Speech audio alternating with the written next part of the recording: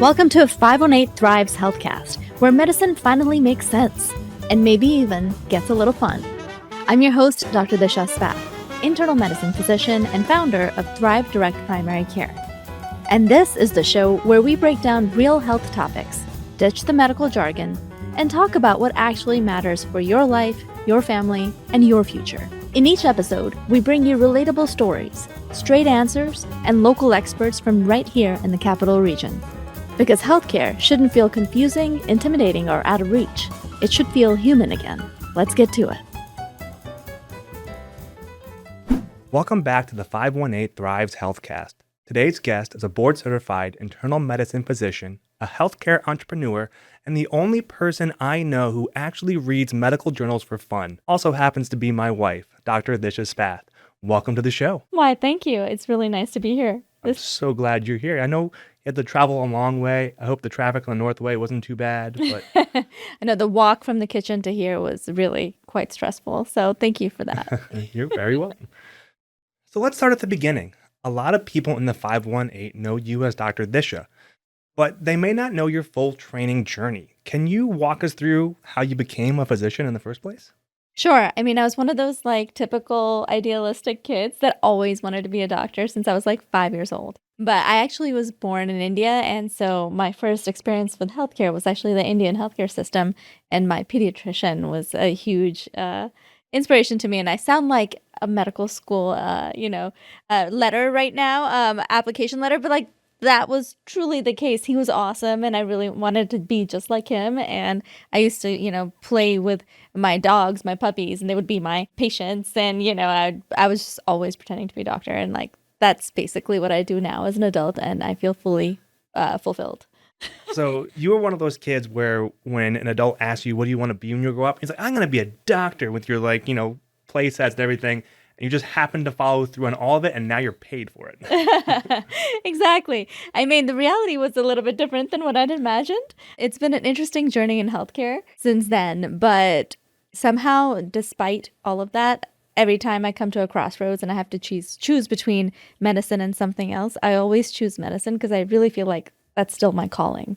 That's awesome. I'm glad to hear that there's a doctor in the field who just feels totally called to it, even with given other options. But what I wanted to ask you was, for your training, what surprised you the most for the whole thing? Through medical school training, well, it was tough. I always thought it was going to be tough.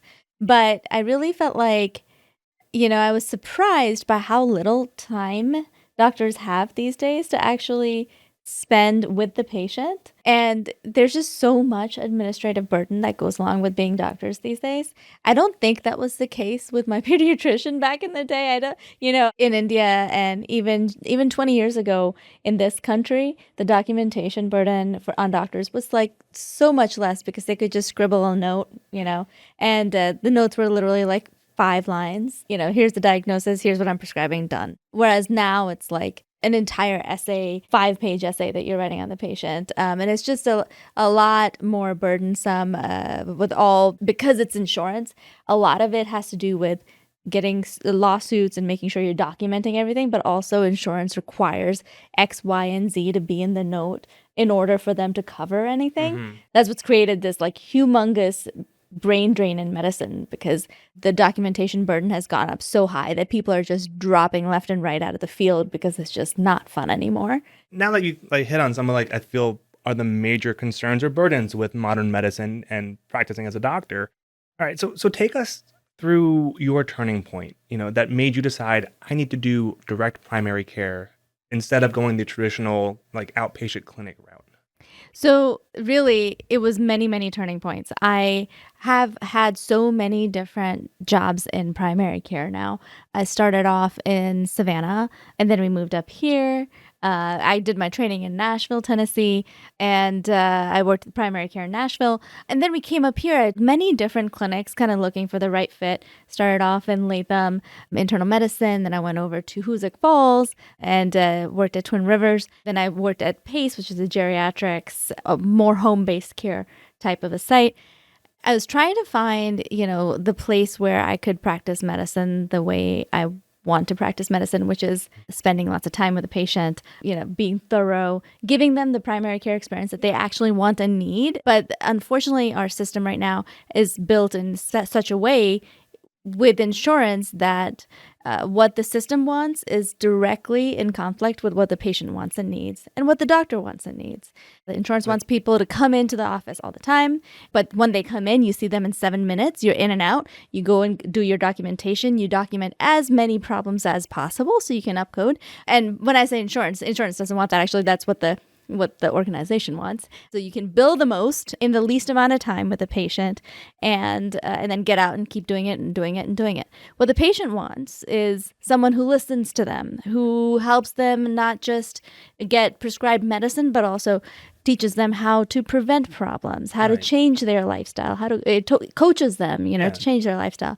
Or if they want to, right? Or they just want someone who listens to them, right? Something's going on with my body. Can you please just stop for 5 seconds and just listen to what's going on so you can make the right diagnosis, right? And that seems like too much to ask of doctors these days, right? And as I practice, I'm like not like that. I like to sit and listen, and I like to really dig, and make sure that I'm getting all the history and all the pertinent points so I can make the right diagnosis and come up with the right treatment plan. But there's just not enough time for that. If I did that with every patient, then I would run really behind. Then I'd get bad reviews because I'm running behind. And then my clinic staff would be pissed off at me because I'm keeping them late, Right. And then the turnover wouldn't be where your organization wants it. And right, exactly. Yeah. And I found myself constantly like fighting for more time, right? I need more time with my patients, but not being able to give it to them. So it was either that I was spending too much time with the patients and then documenting late into the night and missing time with you guys, with my kids, with my family, or I was rushing through and I was feeling like I was doing a bad job and not giving the patients the time that they deserved, right?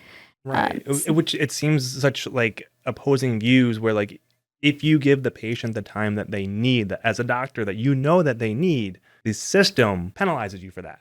Right. Which is insane. And so that's when I came across this, going back to your actual question, is why DPC? I came across this concept of direct primary care about 5-7 years ago. It's actually been in play for a little while. Now, but before you go on, for people who may not know what a DPC is, can you, in simple terms, say what that is? Yeah. So this concept is basically based on reversing and fixing all the stuff that insurance-based healthcare has done to primary care, all the damage. And it's basically going back to the old style of medicine. You have one doctor, you pay them cash, they see you, they take care of you, they know you, and they advocate for you, right? It's an old style medicine, but with new technology. So instead of coming in with cash or eggs or chickens to barter, right? You come in, you sign up online, right? You have an app that just like Netflix, just like all the other subscriptions that we have these days, it's super convenient. You put in your card every month, you know what you're going to get billed. You get billed X amount, right? This is kind of like the Netflix of healthcare. When Netflix first started, Blockbuster laughed at them. They're like, what? You're only going to charge $10 a month and you're going to provide unlimited movies to people, no late fees, Well, their whole business was based on tangential, tiny little fees that added up to make them tons of profits, right? Seriously, when did you ever return your Blockbuster movies on time? I don't even remember where the local Blockbuster was around here, honestly.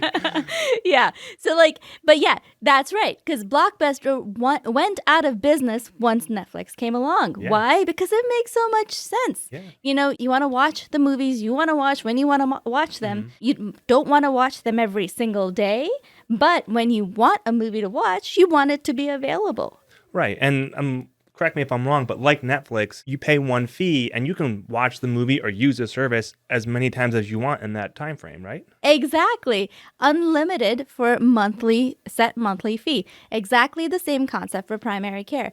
Unlimited primary care for a set monthly fee. Yes, other doctors might laugh at us because we're charging $100 a month or depending on your age, is around $100 a month. That's it. What other professional that has as much training as doctors do charges that little. Like I know I pay $500, 300 or to $500 an hour for my lawyer, right? Or accountant, right? Accountants, lawyers, like people with equivalent amount of training, they're charging like so much more, but we're keeping it super simple, super affordable so that we can be the person that's there for you when you need us to be there.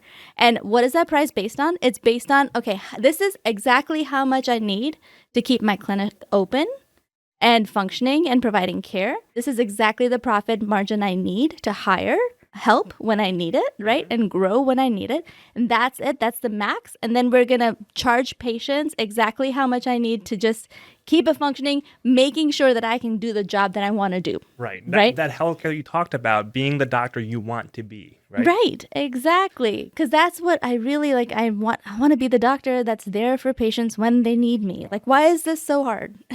And see, and it goes back to you following that dream when you were a kid. Someone asked you, what do you want to be? I want to be a doctor. And you are going to make it happen, hell or high water. Exactly.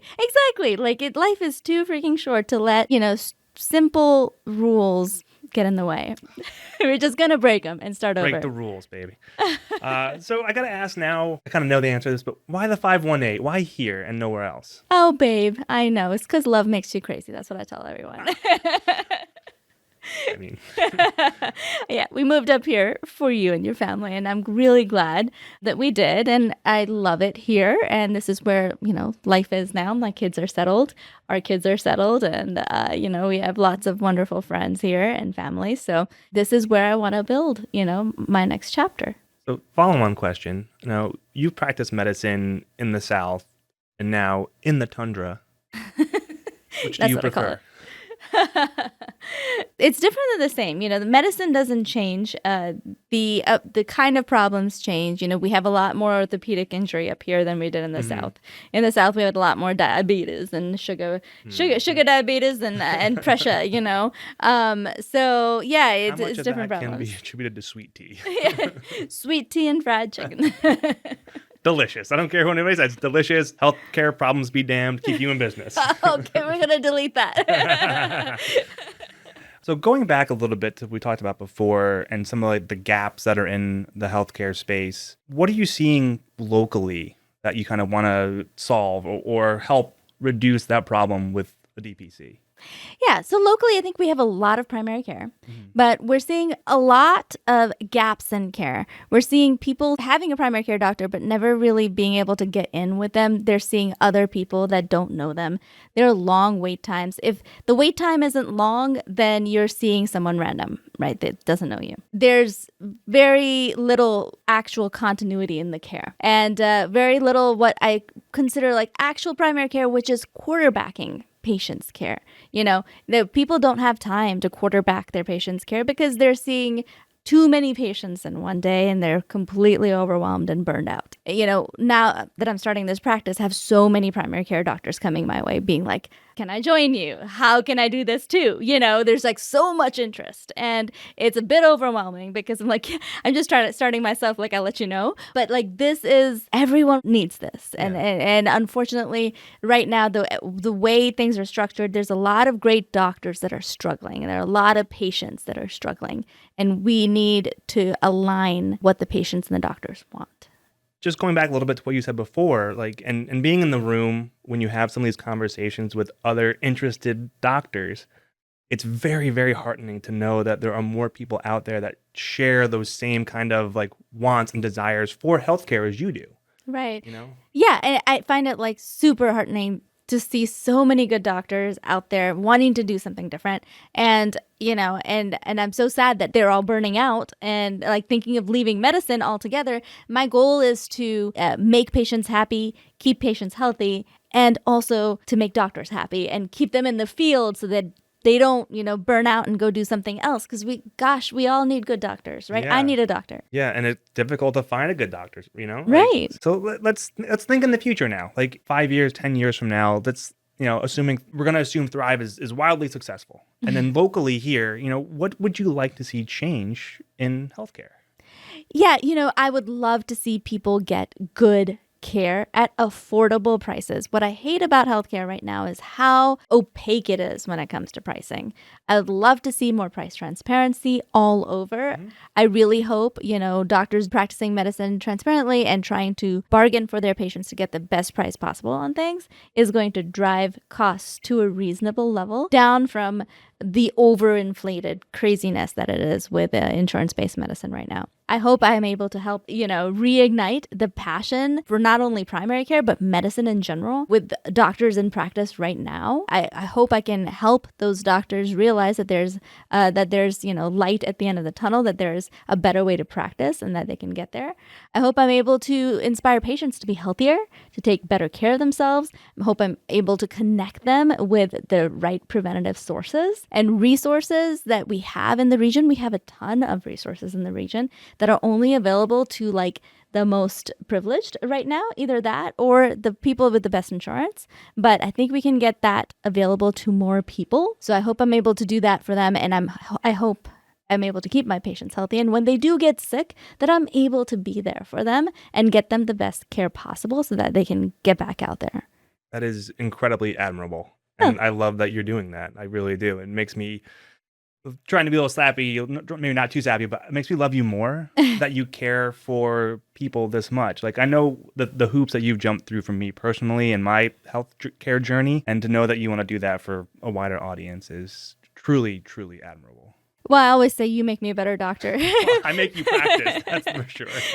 I mean, advocating for you has made me realize all the things that need to be improved on, not in a negative way, but also in my own self, realizing how much a doctor's words matter when you're sick and they come in for 5 minutes and say something, it has made me a better doctor. And it's really, really incredible to me to have a partner like you supporting me through my crazy healthcare journey and all of my crazy ideas. So thank you. Of course. So the wider capital region and the people who, could potentially come and see you, what do you want them to know about Thrive? What's the message you want to get out right now? So what I want them to know is Thrive is a different way of doing primary care. Now, it's not insurance. You still probably need to have insurance or some way to pay for the incidentals that come up. You might have to go to the ER if there's an actual emergency. You might have to go to a specialist if you really need a cardiac cath, things that I can't provide. So DPC is for primary care, but it's a new way of practicing medicine, right? I hope to make your life better and to help you save money, because that is also a passion of mine, right? So that we're not bankrupting people just because they decide to get healthcare. So I'm going to have a transparent, affordable fee for you. But during business hours, if you come see me, you can come see me as many times as you want. It's going to be that one set monthly fee, right? And I will do whatever I can for you in the office and get you taken care of. Now, I also want people to know that this is not like a privilege defining thing. Yes, concierge is usually, associated with the way, high flying class. You do not need a private jet to be in my clinic. You can be a completely normal person and come to my clinic and I will take care of you. And you will find, I think, that you will save money based on how crazy healthcare pricing is elsewhere. Love it. So, final question. Why should somebody listening today consider joining Thrive Concierge Care? All right. So the reason I think you should consider joining Thrive is, number one, it's better care.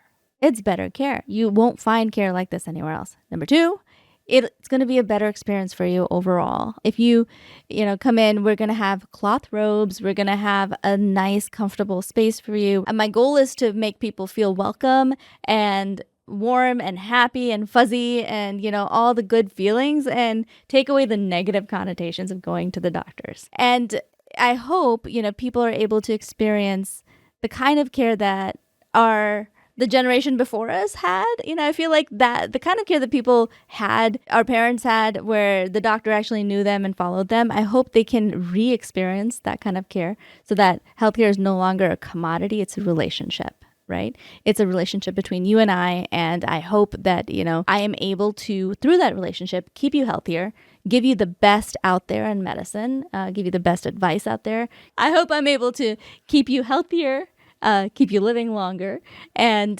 give you the best care available, the best medicine available, connect you with the best resources out there so that both you and your family and whoever else cares about you is completely thriving and not surviving. Okay, I'm just... Well, Dr. Disha Spath, founder, CEO, Thrive Direct Primary Care, thank you for being on the show today. And congratulations again for launching Thrive here in the 518. Josh, thank you so much for having me on this podcast today. And thank you so much for being my husband and supporting me through this. I really appreciate it. I think you are way out of my league, and I am the lucky one here. So let's just leave it at that, because otherwise the universe is going to get out of sync and bad things are going to happen. Oh my God. If you haven't had enough of the cheesiness today, please make sure to like, subscribe, and share so that you can have more of this. In fact, we're going to be having not just us, but also specialists in the area. So my goal with this podcast is to have doctors that are in the 518 give you actual medical information, because there's so much out there right now on social media that can be confusing. It's hard to know who to listen to. I want to get in front of you the specialists that you might be seeing, so that you can actually meet them virtually, and you can see who they are. You can get good medical information. This is not medical advice. We still need to actually see our own doctors for our own medical advice, but it's education. The actual facts, the science-based facts that you should know about each condition. So I'm going to have local specialists come on this podcast and, chit chat just like we did here today. So make sure, if you want to follow us at 518 Thrive Health on LinkedIn, on Twitter. No, sorry, not on Twitter anymore. Facebook, Instagram, and TikTok. That's 518 Thrive Health. All right. So, and also, if you want to learn more about Thrive Concierge Care, check the link in the show notes below, and please look at the website. That's www.thriveconciergecare.com, and I'll see you then. Fantastic. We'll see you next time on 518 Thrives Healthcast. And that's a wrap on today's episode of 518 Thrives Healthcast, where medicine is human, prevention matters, and your health actually makes sense. If this episode helped you, taught you something new, or made healthcare feel a little less overwhelming, share it with someone you care about. That's how we help more families across the 518 stay informed and stay healthy. I'm Dr. Disha Spath, reminding you that the best healthcare starts long before the ER, long before the diagnosis, and long before the crisis. Stay curious, stay proactive, and keep thriving.